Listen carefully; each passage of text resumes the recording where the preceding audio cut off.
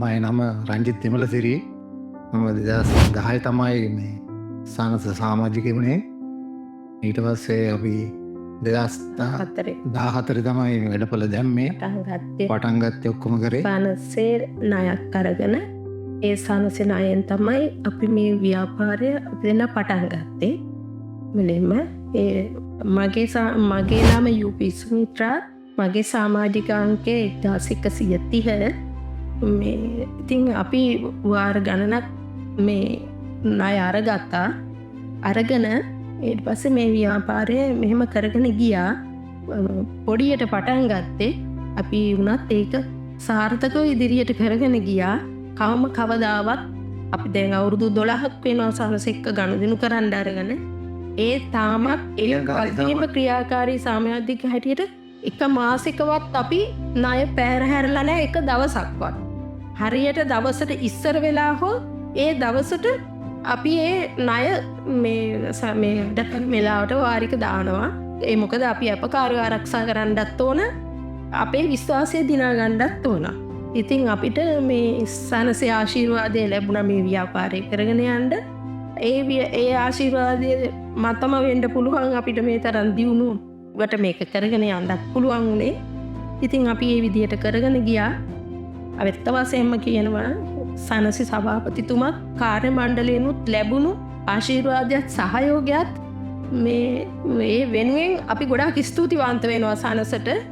ඉතින් අපි අදටත් ඉදිරියටත් මේ සානසේ මේ විදිහට සමාජික වෙලා ඉඳගෙන මේ ව්‍යාපාර කටයුතු මේ විදිහටම කරගෙන යන්න.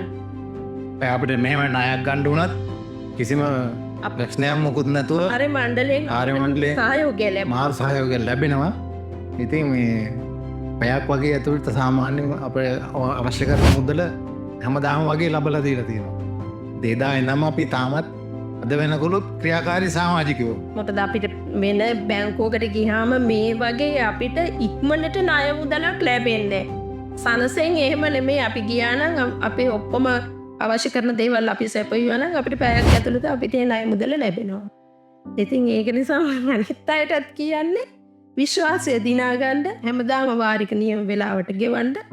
කවදාවත් තමන්ට වර්ධින්නේ යමක් කරගෙන යන්න පුළුවන් සානසේ උදව් ඇතුව. වසර 35ක් මුළුල්ලේ මේ සානස සමිතිය සියලු දෙනාගේම අවශ්‍යතාවයන් ඉෂ්ට කරගෙන ව්‍යාපාර කටයුතු වගේ දේවල් කරගෙන සෑම සියලු දෙයක්ම කරගෙන ඉදිරියට යන්න සියලු දෙනාටම මේ අතහිත දුන්නා.